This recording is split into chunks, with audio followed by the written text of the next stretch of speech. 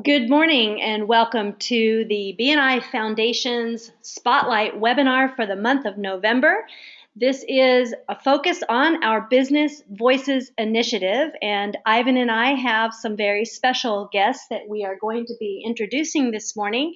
But first, Ivan and I would like to share the reason behind our Business Voices movement, what it means to both of us, and how we hope Business Voices can inspire our BNI members to begin doing more in their local communities to help kids get a real great education. Good morning, Ivan. Good morning, everyone.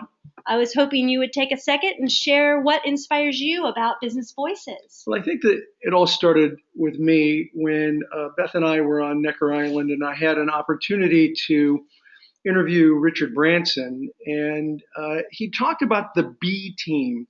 And the B team stands for the business team. And he talked about how business can make a difference, that for whatever reason, governments and nonprofit organizations are unable to do the things necessary to help really impact the world in a way that helps to resolve some problems.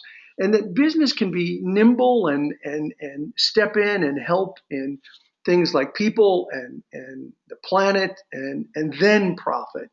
And that was his whole concept. And I think that, in addition to some experiences that Elizabeth had, really made me start thinking that business can be noble. That BNI, which is the Business Voices, is an initiative of BNI's. BNI has 187,000 members in more than 60 countries. We have many, many members like Steve, who we're going to be talking about, who's an alumni of BNI, who contribute to communities. They support community projects. And for those BNI members that would like to help communities, to help support communities, something like what Beth has put together with Business Voices kind of dovetails perfectly with what Branson's talking about with the B team, where local businesses can make a difference in local communities. And that's really, it excites me to see that many BNI members are participating. I really believe that we may not be able to make a world of difference, but we can make a difference in the world. And that's what Business Voices is to me. Thank you. And certainly that has inspired me with the initiative and my vision for the initiative. I have been running the BNI Foundation for 18 years and trying to really do it by myself. And this billboard here in Austin, you remember driving by that on Lamar Boulevard? Yeah.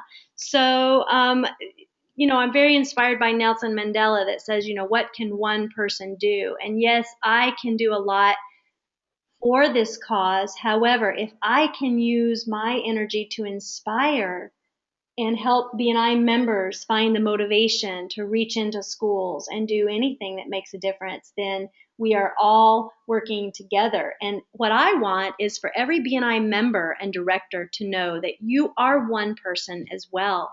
And together we can do so much regarding this cause.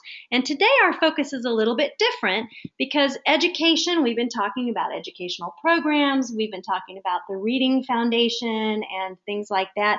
We're going to talk today about food and nutrition, something you and I love talking about, with given our recent experiences of the past 3 years. Yes, and we have two guests, I believe. We have two really wonderful guests, and the first guest we're going to introduce to you, I'm really delighted to let you know that Tana Amen is with us today. Good morning, Tana. I'm getting ready to read your bio. I want to be sure you're still on the line.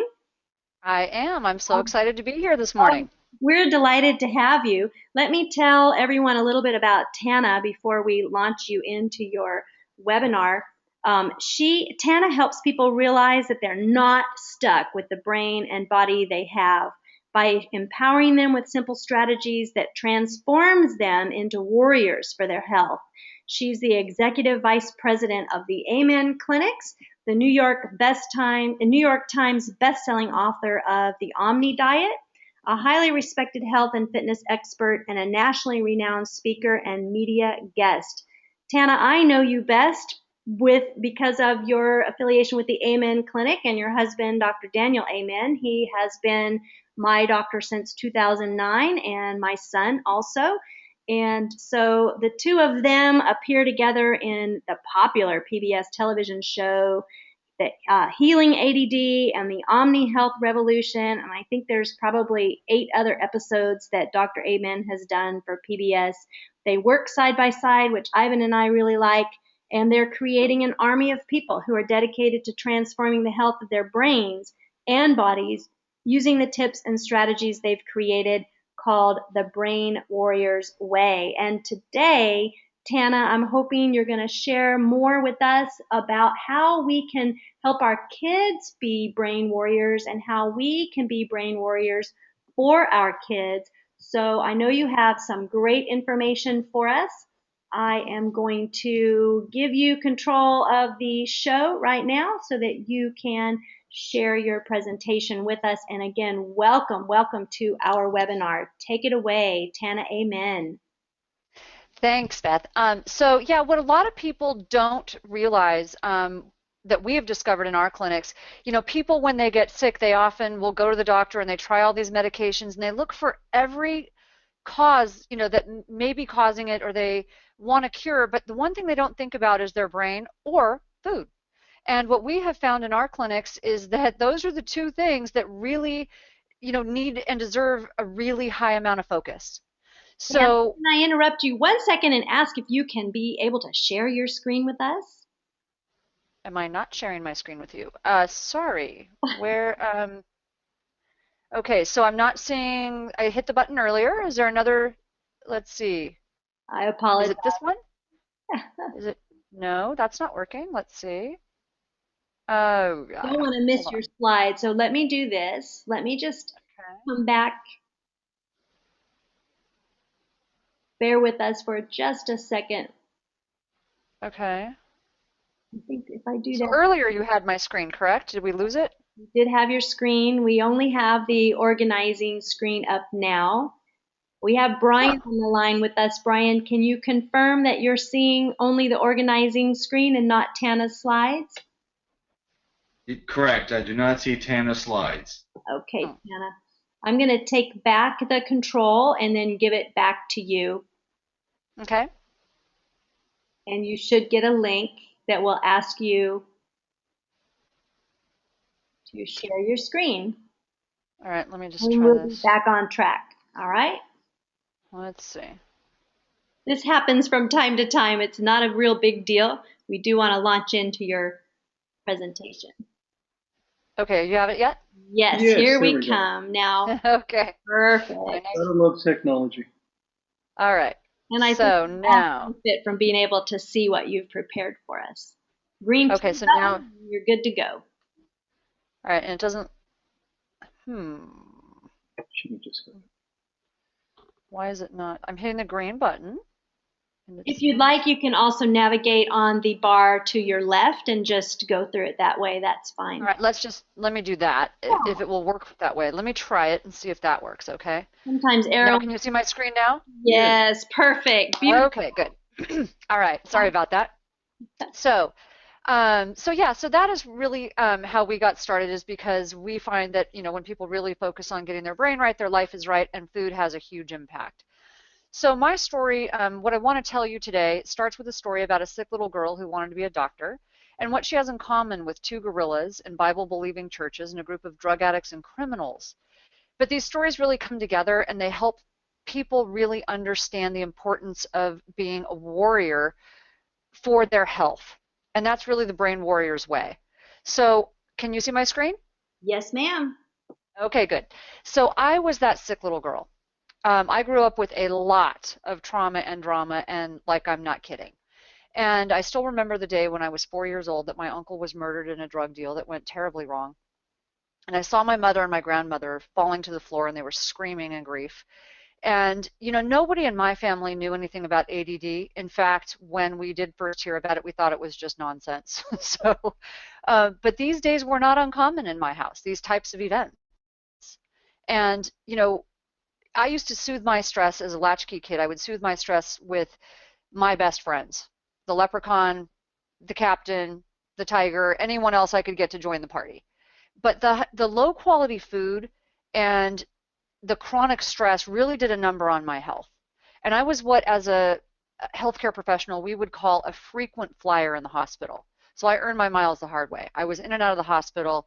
In fact, by my 30s, I had had 9 surgeries and was just chronically ill, always on antibiotics, had my first surgery at 9 years old. And so this really affected my health.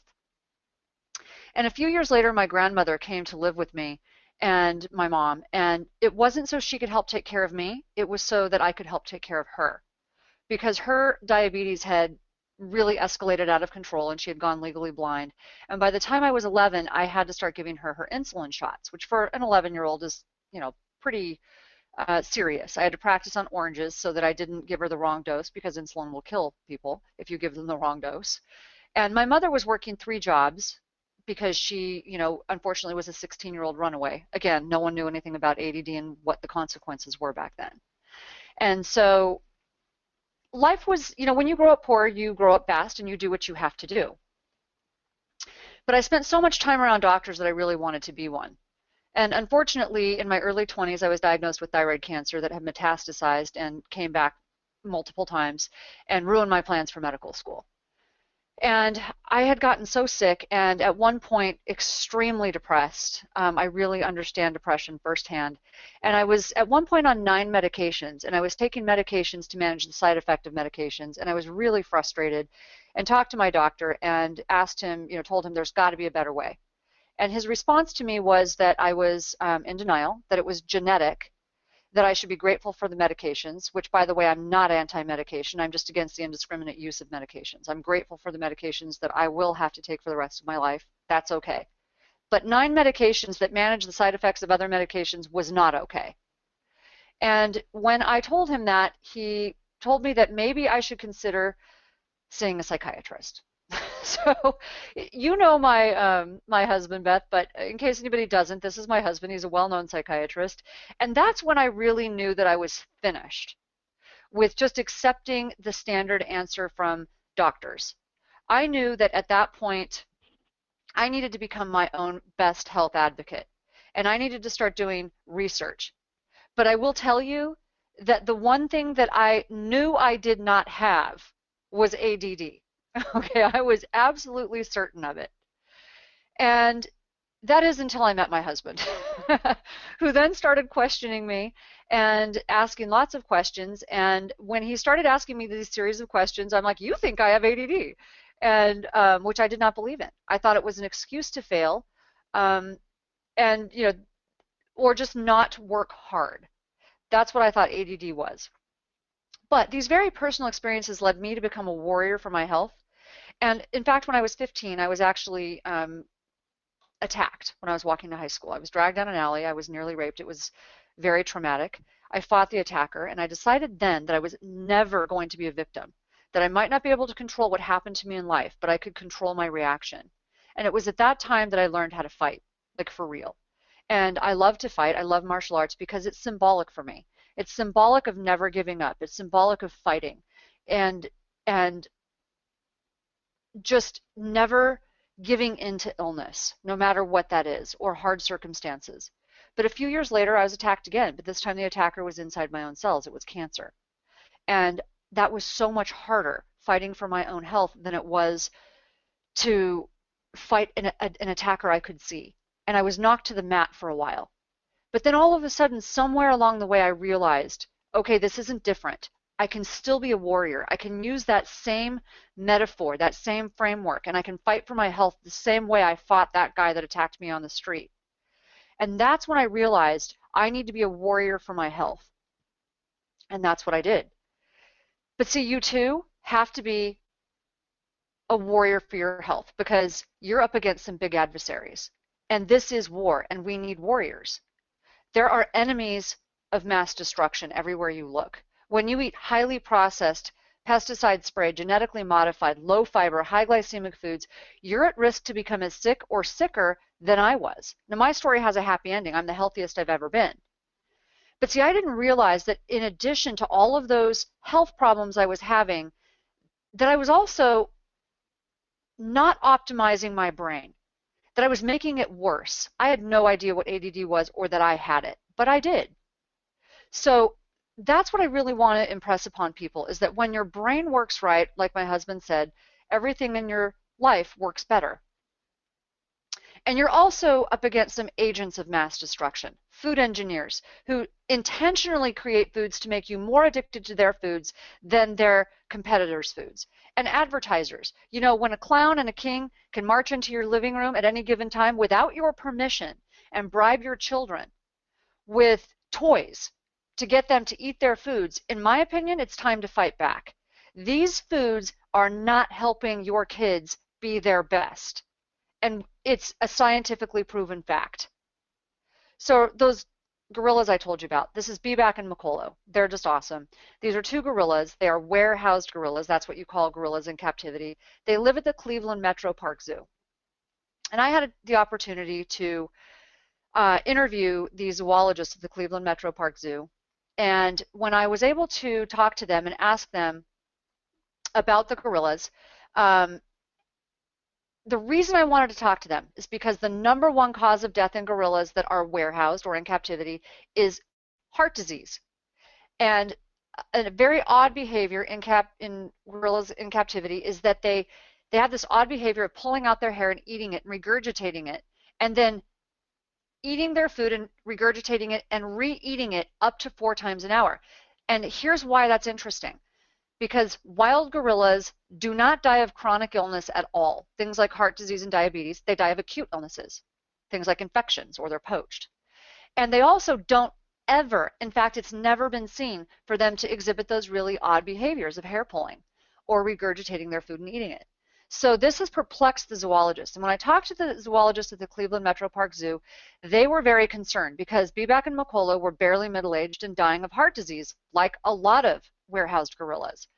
And so they became concerned and decided to look into every aspect of their lives, but they started with their diet. And when I asked them why the diet, they explained to me that warehoused gorillas are commonly fed nutritional cookies, which I found shocking, and I asked them why. They said it was with good intention, because that's how they were able to ensure that the gorillas were getting all of their vitamins and minerals and amino acids and things like that. And I said, oh, you mean a little like children's vitamins that are loaded with food dye and sugar? And I just think that's a crazy idea. And they said, yeah, kind of like that. So they started feeding Beback and Makolo their natural diet of wild greens, nuts, seeds, berry, flax, and bamboo, and they started scattering it all over their habitat. So now instead of gobbling up the cookies really quickly, the gorillas had to forage for about 75% of the day, so they started moving more, and they started having to work for their food. And within 1 year, an amazing thing happened.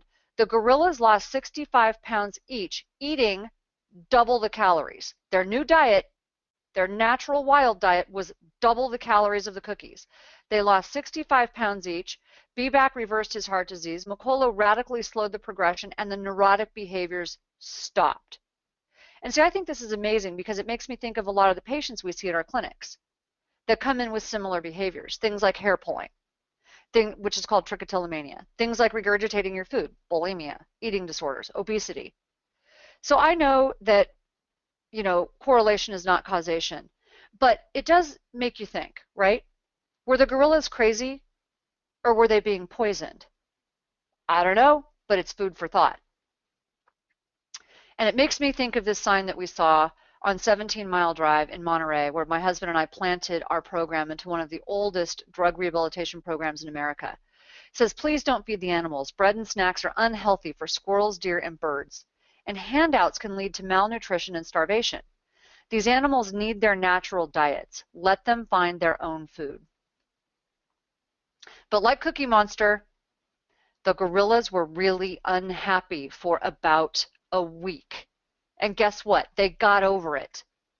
And they got healthy. And that's what we really help our patients to see. It takes about a week. We will help you, but you will get over it and you will get healthy. That's about how long it takes, a week, and you will feel amazing. See, food is medicine or it is poison, and this is the part that really gets me. We feed people who need the healthiest food. They need to be They need to have food as their medicine. We are giving them poison. People in hospitals, drug rehab centers, homeless shelters, prisons. We are giving them garbage. And don't even get me started on school lunches. I mean, I have a daughter in middle school right now, and it's atrocious what we feed these kids. And we wonder why they can't focus and why the incidence of ADD has gone up 53% in just recent years, with 20% of boys having been diagnosed and 11% of all children. It's amazing. But the good news, in 2 studies out of Holland, 70% of kids with ADD have improved their symptoms with a simple elimination diet. By simply eliminating sugar, gluten, soy, dairy, and food dyes, they have improved their symptoms. 70% of kids. That's amazing. So in large organizations, let me show you how this works. I was one of the original coaches, and I'm still one of the coaches for something called the Daniel Plan, where we help to plant our program with Rick Warren, Mark Hyman, and Dr. Oz into one of the largest churches in America. The first week, 15,000 people joined the program. It was astounding. In the first year, they lost over 250,000 pounds. That's like the size of the space shuttle. It's amazing. But the weight loss was really the stunning side effect, because the really cool part was that they got off of medications. Their sexual function was better. They improved their focus, their moods, depression. Everything in their lives was better, including things like ADD and depression. See, the Bible Belt is widening. The states of Tennessee, Oklahoma, Mississippi, Georgia, the obesity is skyrocketing. And we're targeting these states because it's moving outward. Did you know in a new study, it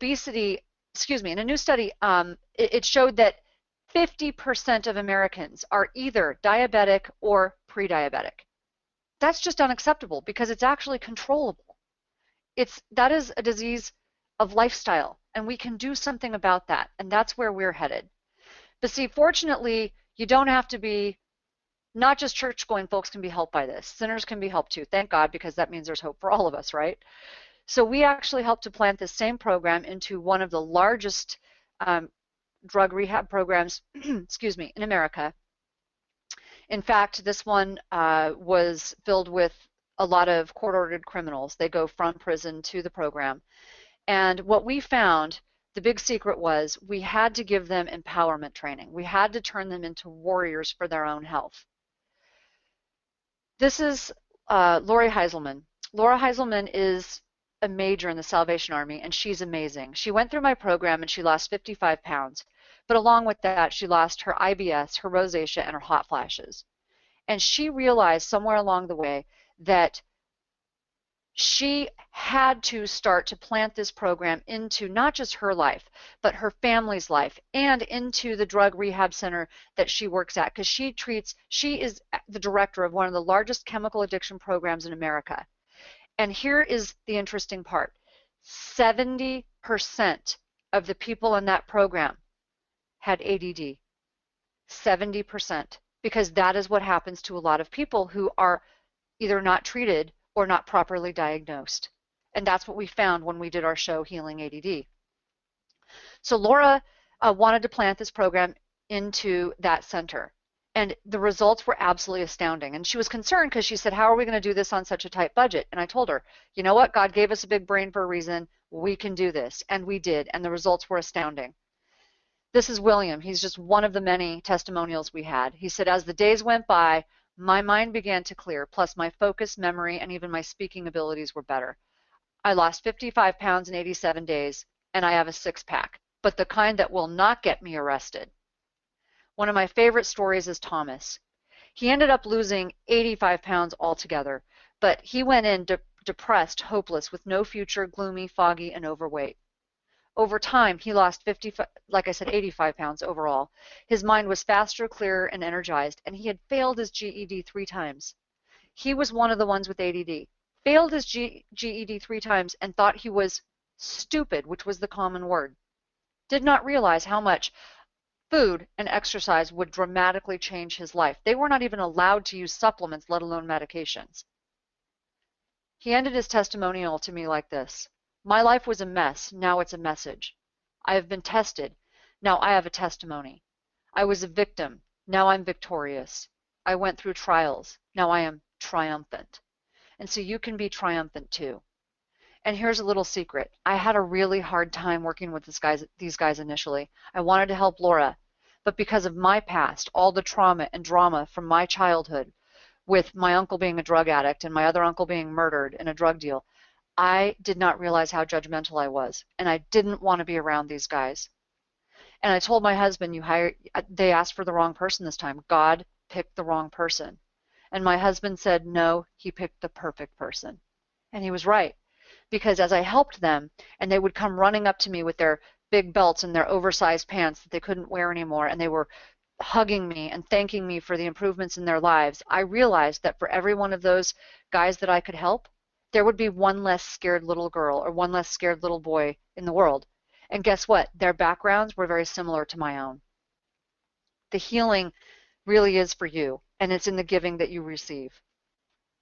So 4 simple steps. You can create health warriors with 4 simple steps. The first one is we have to educate these people on an emotional level. And if it's you yourself, you need to be educated. It's got to be on a limbic level in your emotional brain. And when I told these guys and showed them this study that actually showed that Oreos, meaning sugar and certain types of fat, are as addictive or more addictive than cocaine or morphine, that they turn on more cells in the nucleus accumbens, the pleasure part of your brain. That's the same part of the brain that drugs affect. Sugar and fat actually affect more cells in that part of the brain. They were stunned. And one of the guys said, you mean that by eating those foods, I'm keeping the same part of my brain activated as when I do drugs, which means I could still crave drugs? He totally got it. It's not that hard. And he became an advocate, a warrior for his own health. That's what it takes. Except one woman, Tammy. She was diabetic and ADD, and she said, I cannot do it. I can't live without warm donuts. Every single morning I stop and get 2 fresh warm donuts. Her blood sugar was 180 even with medication. So I knew I had to move Tammy on an emotional level. See, that's the thing no one ever did for my grandmother. By telling her, get your blood sugar down, stop eating sugar. That didn't make sense to her. She was from another country. That is not going to help. So I had these slides ready for Tammy during our next session. I explained to her, and we all understand this, chronically high blood sugar leads to diabetes. We all know that, but this is personal to me since I had to give my grandmother her shots. And I'm hoping you can see these slides. But it also leads to neuropathy and sometimes amputation. Neuropathy is pain and tingling in your extremities. And my grandmother would have had to have her toes amputated if she hadn't died of heart disease first. But she did go legally blind from the diabetes, which is why I had to give her her shots. And Alzheimer's disease is now referred to as type 3 diabetes. And obesity leads to diabetes and Alzheimer's disease. In fact, it doubles your risk, and women are much more affected. Sugar and fat, we know that leads to stroke and heart disease. But if you have diabetes, you are 4 times more likely to die of heart disease, just like my grandmother did. Cancer.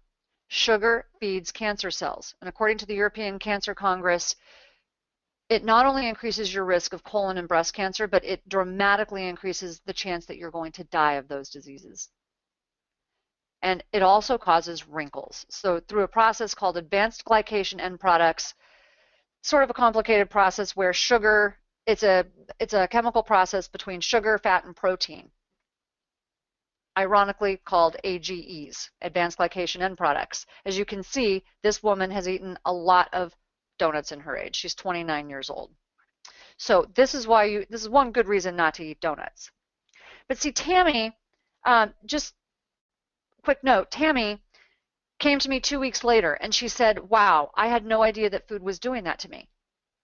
I have not been able to look at food the same way, and I haven't had a donut in 2 weeks. And she said, interesting, I have dropped my blood sugar from 180 to 95. I had to call my doctor and have my medication reduced. That's the power of food. Food is medicine or it is poison. It works fast if you know what to do. So number 2 is create simple food guidelines. Foods to choose and foods to lose. high quality calories and not too many of them. You get to eat a whole lot more if you're eating the right stuff, just like B-back and Makolo. Water, your brain is 80% water. You need to constantly rehydrate it. So think of half of your body weight in ounces. If you're 120 pounds, that's 60 ounces of water a day. That alone will help you to focus better. Protein is one of the things, especially for people with classic ADD, that will dramatically improve your focus. If you start your morning with carbs, you are in trouble because it will affect your blood sugar and serotonin. You want to boost dopamine. Protein is like medicine, small amounts 3 to 4 times a day. Balances blood sugar and the hormones of metabolism and increases focus.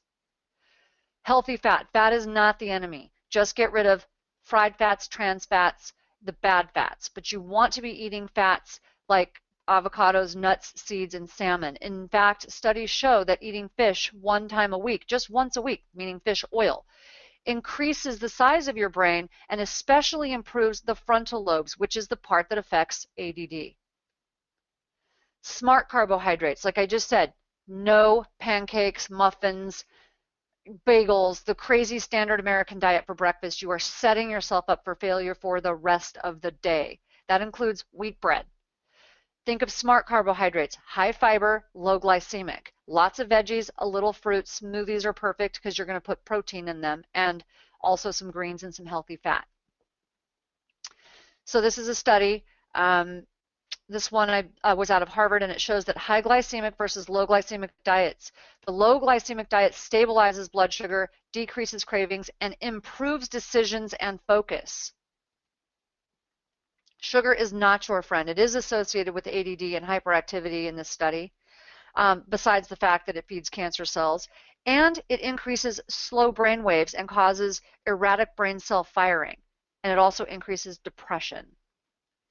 And we want you to eat from the rainbow because it radically boosts your antioxidant level, which will make you all around healthier, except for Skittles, fruit punch, and grape jelly, or anything else that has artificially colored food dyes, like artificial coloring. That is a disaster for ADD.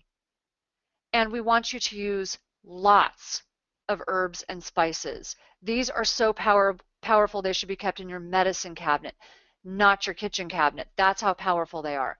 Garlic and oregano boost blood. This one, say this fast. Garlic and oregano boost blood flow to the brain. Saffron actually helps with depression. Curcumin, especially when it's mixed with vitamin D, decreases plaques in the brain that are associated with Alzheimer's disease. Rosemary, thyme, and sage improve memory. And cinnamon, especially cinnamon, helps to boost attention.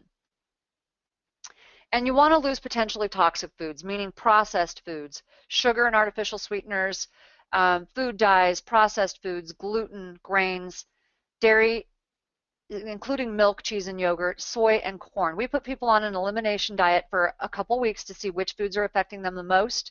We get more testimonials and improvements doing this one simple thing than almost anything else. Did you know that in this study, 15% of the people who were tested that had ADD turned out to be celiac? And that didn't account for the people with gluten sensitivity. They actually recommended that if you have ADD and you have symptoms at all of any type of gluten sensitivity, you be tested for celiac and just try an elimination diet, eliminating gluten for a few weeks to see if it helps. This is Jason. He is like one of my poster children for ADD. He came to our clinics with head trauma and ADD, and the doctor said, you've got to get healthy. Whatever I do is not going to be all that helpful or not nearly as helpful until you get healthy. So he did my program, and which he said he couldn't do because he traveled so much. And if you tell me that, I am going to break right through your excuses. I'm just going to tell you right now. So Jason did this program, and he ended up losing 35 pounds over the holidays. So that is another excuse I just love to hear. Bring it on. Anyways, 35 pounds over the holidays, and it was amazing. He is actually getting ready to go to medical school. And he said to me, he's a Marine. He said, I love the way you throw it down. The words cannot describe the amount of joy and peace and understanding that is coming to my life. And all areas of my life are opening up, and my gratitude has never been so high. His results were absolutely incredible. So Number 3 is build a strong community. This is one of the most important things that you can do if you have ADD, for accountability and support. People truly are contagious. Obesity is spread through communities. Happiness spread through communities. Illness is spread through communities, and it's scientifically proven. The people you hang out with are contagious. But you also have to know why you're in the fight. And I have this picture of myself when I was 24 years old because I still get a visceral reaction to this picture when I see it. This is right after I had surgery, my second radiation treatment, and I was going through one of the most horrific depressions that I can imagine. And I keep this picture because it horrifies me. And this, whenever I think to myself that I'm going to be deprived by not eating healthy and choosing the right healthy lifestyle, I look at this picture and it's an immediate reminder that doing what I do to be healthy for my family and my community is not deprivation. That lifestyle, anything I choose that could potentially lead me back to that, that's deprivation. Being here talking to you today, this is the treat. This is not deprivation. And until you get that in your head, you don't have the warrior mindset. That is the warrior mindset. But also, I have a junior brain warrior in training, and God forbid she ever go through what I did, but if she does, I need to be healthy for her. She has a much better chance of not going through the extreme that I went through if I'm healthy, and I know how to coach her through it. That's why it's so important. And one last thing, ADD is spread through the generations. This is not just about you, it's about generations of you. This is my mom, and I'm hoping you can see my whole screen because this is my mother when she was 50, and she is in her late 60s now, and her after shot is, she's hot. My mom is beautiful. But she was very unhealthy. My mom has ADD from hell. She also did not believe in ADD. But when we discovered that we both have ADD, in fact, many people in my family have it, she got healthy. In this case, I got healthy first, and I got my mom healthy. It should be the other way around, and we're hoping that you're going to become a warrior for your family, and whether it's you helping your mom or your kids, it starts with you. My mom lost 35 pounds. She went from a size 12 to a size 2, improved her digestion. She fell madly in love, and she runs one of the most successful companies. In fact, she's in the top 2% of the country now. That is the power of getting healthy, whether you have ADD or not. It's not about intelligence. It's about healing your mind. But you've got to be a warrior for your health. Thank you. Wow. Thank you, Tana. That was really good. I gotta say, this is Ivan talking. 3 years ago, if I heard the speech that you just gave, I would have said that's just woo woo stuff. Me, 10 years ago, I would have too. Didn't buy it for a second, and I actually heard presentations with this kind of content years ago, and then I was diagnosed with cancer. And I just went on this kind of diet. It's diet. I went on this kind of lifestyle just to be in a healthier place for when I did the surgery. Mm-hmm. And after 6 months, was in remission and didn't need the surgery. Of course, lost a lot of weight, over 40 pounds. That's amazing. But that was the side effect. Yep. What was the effect was the food made me healthy. It was Hippocrates who said, let food be your medicine and medicine your food. And I think we have forgotten that. And what you've talked about is, I think, right on the money. 3 years ago, I would have never believed it. And forget about travel and holidays. No one travels. I have never met anyone who travels more than I do. I am sometimes on the road 6 months out of a year or more in 60 countries. It has never been a problem. You can do what you're talking about. Yeah, Jason travels 200 days a year, and he said, I can't do your program because of that. And I'm like, really? I thought Marines prided themselves on being able to do anything. He goes, oh my gosh, you had to go there, didn't you? So he actually tells me now that it's easier for him on the road because we came up with a plan. Yeah. He goes, it's the plan that makes it easier. Now when I'm at home, I don't have that same structure, so it's so much easier for me on the road. Yeah, it's all about the planning. Restaurants and hotels in particular, chefs are looking for something different, and we have found them to be very cooperative. Well, exactly. We need to introduce Steve. And by the way, I don't know if you know, we used your office yesterday at the Amen Clinic. Thank you very much for. Oh, great. Office. I'd like to introduce now Steve Sargent. He's with Feed the Need. Steve was born and raised in central New Jersey. His formal education is in business administration and organizational leadership, both his undergrad and graduate school. In addition, he's coaching gymnastics for the last 15 years. He launched a number of small businesses from gourmet food to marketing technologies. The founder and co-owner of Synergy Marketing, and also serves full time as the executive director of the South Ridge Community Church. In this role, Steve pioneered an initiative called Feed the Need, which he's going to talk about today. I think his enthusiasm and passion to meet people in the physical and spiritual needs, both across the street and across the world, is often contagious. Steve is a BNI alumni and started Feed the Need when he was active in BNI. Steve, over to you. Yeah, thanks, Ivan. Thank you so much, and thank you, Tana. Oh, that was awesome, and yeah, it's just a real honor and a privilege to be on today. So thanks for inviting me, and I'll move through this pretty quickly because I know we want to allow a few minutes for Q&A. But yeah, as a BNIer, I have to say that my BNI chapter really played a significant role in just encouraging me and really fostering the burden that I had to see people get healthy food or any food at all, again both across the world as well as in our own backyard. And so through some of that encouragement from BNIers like Lou Tranquilli and Christy Ball, just really helped me to launch Feed the Need. What Feed the Need has done is to mobilize people, really, and to raise funds and provide opportunities for people to get engaged, to bring food, healthy food, to those with no access.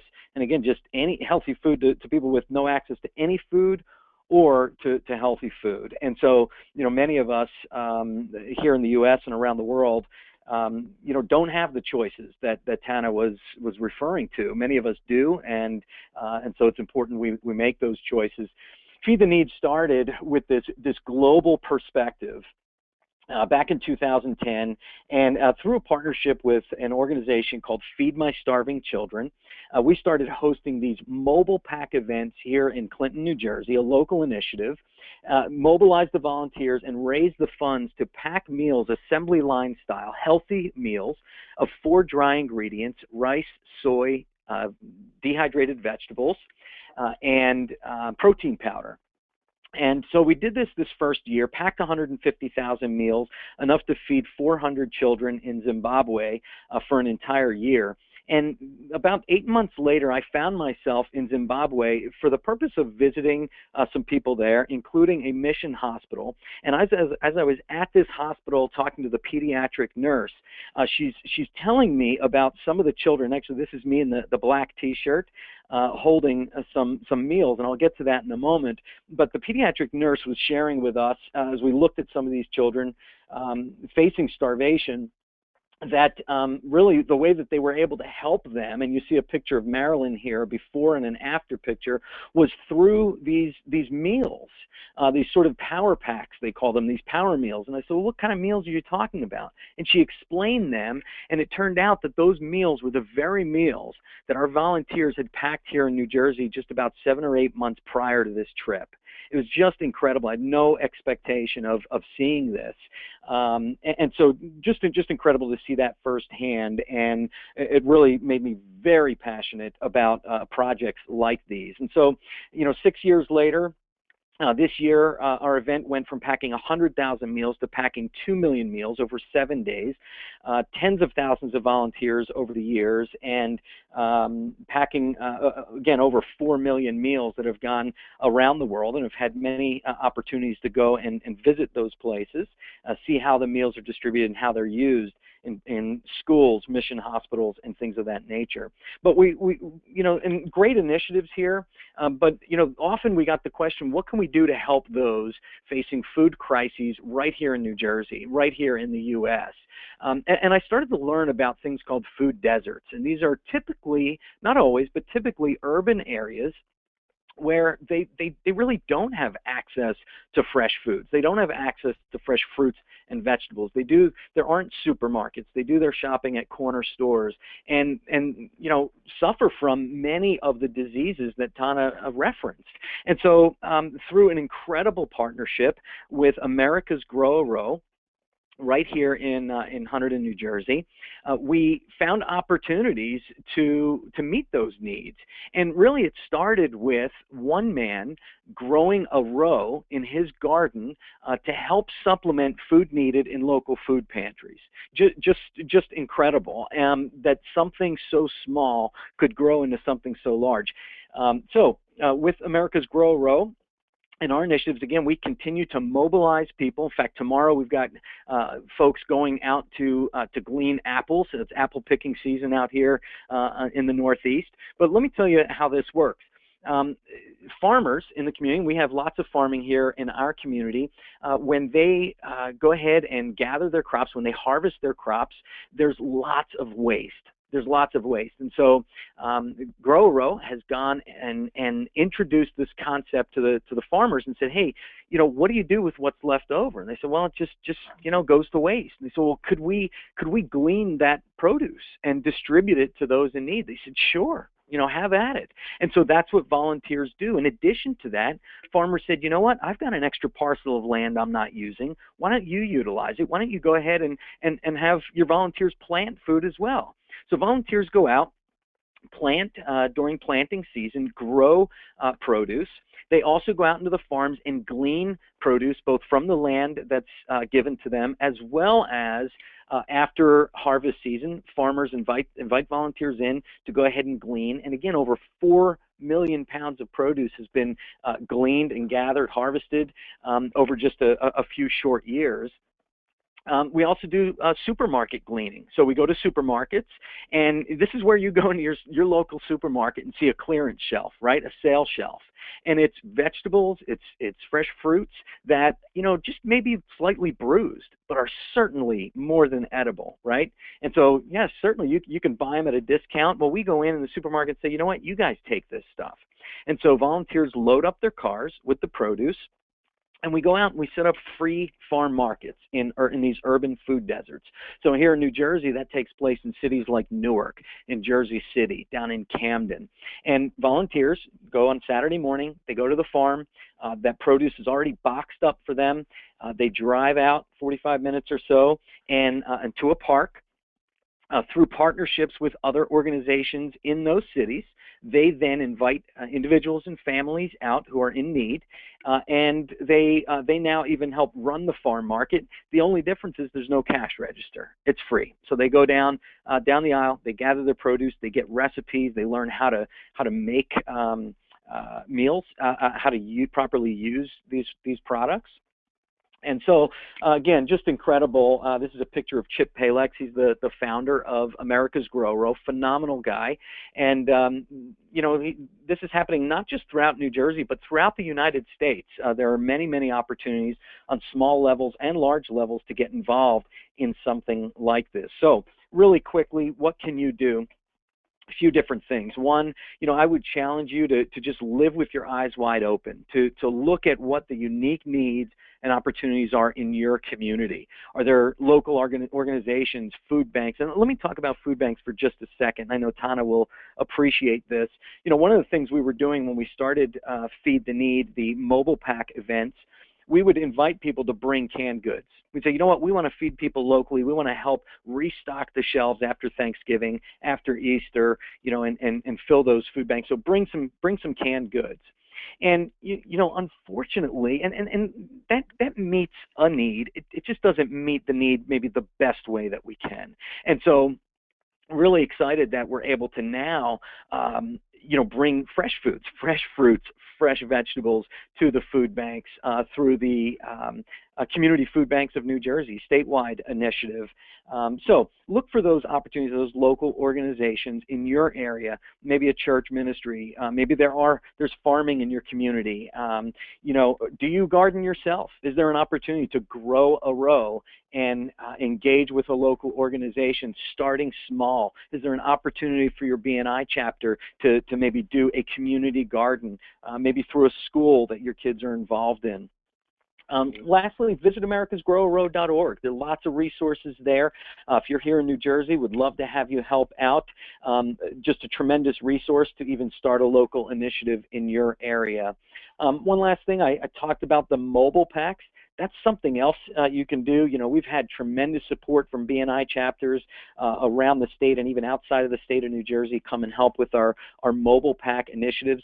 Those take place across the country. And so I would encourage you to go to fmsc.org. It stands for Feed My Starving Children, fmsc.org, and look at where there may be a mobile pack in your area or how you could even sponsor one through your BNI chapter or your business. So really hope you take some opportunity to get involved there. And certainly if I can be of any assistance, you know, be happy to share my personal contact information as well. But want to turn it back to Beth and Ivan for some Q&A. Hope that's helpful.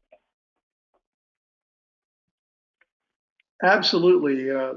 Really good content. Thank you very much, Steve. We appreciate your presentation. Beth wants to comment a little bit about how BNI members and chapters can participate. And then we're happy to take a few questions. If you have a question, just send it to us in the question bar on your dashboard. And we will try and take a couple of questions before we wrap up. Beth, you want to comment on how they can play? Yeah, I just want to say, first of all, thanks so much to both of you for coming on. I love the way Tana kind of established the reason why we're focusing on this topic for our webinar today. Our kids need to change the way they're eating, and as parents, we have that ability to help them. But as business owners, we even also have an ability to have an impact in this area. And so then, Steve, what you're saying is the tangible. How can BNI and how can business owners get involved in making a real difference in a way that makes sense to the kids and is tangible? So great content, both of you. Thank you so much. We just hope that this video, if you're on the call, great. If you're on the call and later you can share this content with your chapter, if you have been excited about the ability to kind of plug into our movement and help bring healthy food to the schools in whatever way you have felt inspired to do it. Maybe it is by planting an extra row in your garden or finding the food shelter, the food pantry for the homeless shelter, because there are homeless children in Austin alone. We have 3,800 homeless people, 1,700 of those are children. And they need produce because they are getting, like Tana said, they're getting poison, they're getting packaged food and things like that. So we're going to take your questions now. Ivan's going to moderate the open mic discussion portion. Take it away, Dr. Misner. Absolutely. Happy to take some questions. We have one from Daniel. Is this set up on a chapter-by-chapter basis, regional? I'm with BNI Vermont and have been volunteered to get something started here and wondering how to approach this. Daniel, thank you very much. We love having chapters participate, and Beth can comment here on how you can play with us. Exactly. So if you have felt inspired to reach into your community with this particular topic, then please connect with us offline. As a matter of fact, we are going to go over to Facebook and continue this conversation live as soon as the webinar ends, and you're invited to come over there and talk some more with us there. But yes, this is definitely something you can organize locally. And coordinate in your region. So we'd love to talk more about the specifics with you offline after the call for anyone who is interested in doing that. And Beth has done an amazing job working with some chapters who are interested in business voices and doing local projects. And we have some just incredible stories that she can share there as well. Also, we have on the call with us Amanda Hope, who is partnering with me in the BNI Foundation, and she will be able to guide and coach you some as well. All right. Any other questions before we wrap up? I have lots of comments. Susan Schwartz, yeah, Susan's on the call. Susan is a BNI member who actually helped us facilitate a grant to the Boys and Girls Clubs in her region to actually bring in some of the tower gardens. And the kids are learning all about the science and the biology side of it. So it's a school project, as well as harvesting now their own produce and eating that produce. So that's pretty exciting. And I've asked Susan, in the interest of time, to join us over on Facebook and be part of our continued conversation. Tana, let's see, do we have a question for Tana? We do, and Louis wants me to thank both of you for the hard work you guys are doing and making a difference. So thank you, Louis. Thank you. And then John wants to know, I'd like Tana to expound a little on the process that led them to exclude dairy in the dietary program. Is this related to the unnatural chemical nature of the dairy production? What are your thoughts? Let me unmute Tana so she can join in and answer that question. Go ahead, Tana. So there are several things. So dairy, part of it is the unnatural processing of the dairy, but 65% of the population actually turns out to be lactose intolerant, and lactose is a sugar, for one thing. That's one of the problems. If you're not lactose intolerant, does it affect you as much? No, but most of the people we deal with are, and if you are, then it affects you in a very negative way. But that's not the only issue. The casein in dairy, from a neurological standpoint, as somebody who has psychiatric clinics dealing with ADD and autism and all sorts, schizophrenia, all sorts of other issues, it's the casein. The casein actually is an excitotoxin.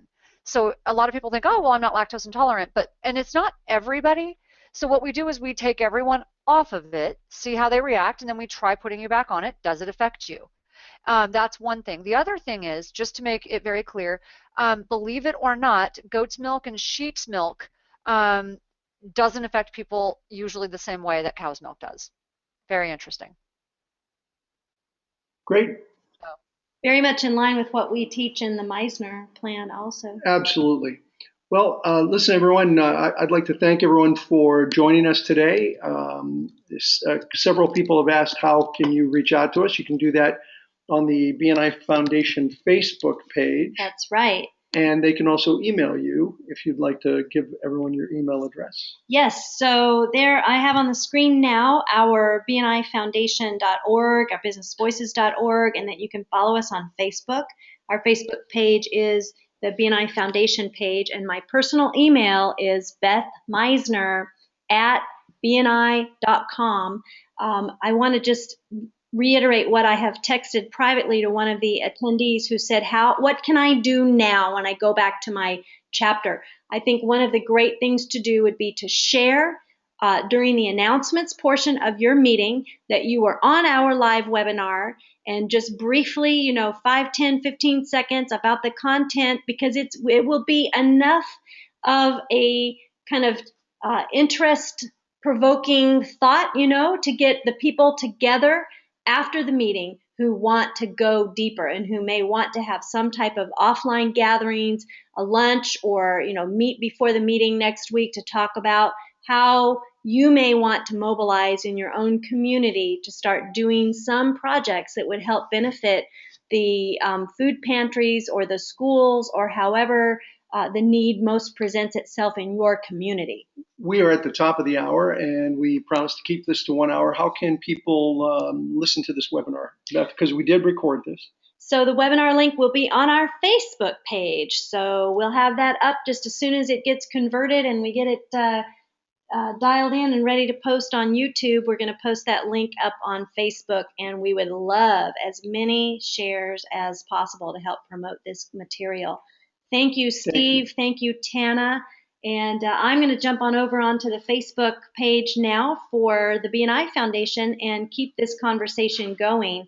We appreciate your attending today. Yep. Thank you. This is Ivan Misner. I'm Beth Misner. Thanks, everyone, for joining us. Bye-bye.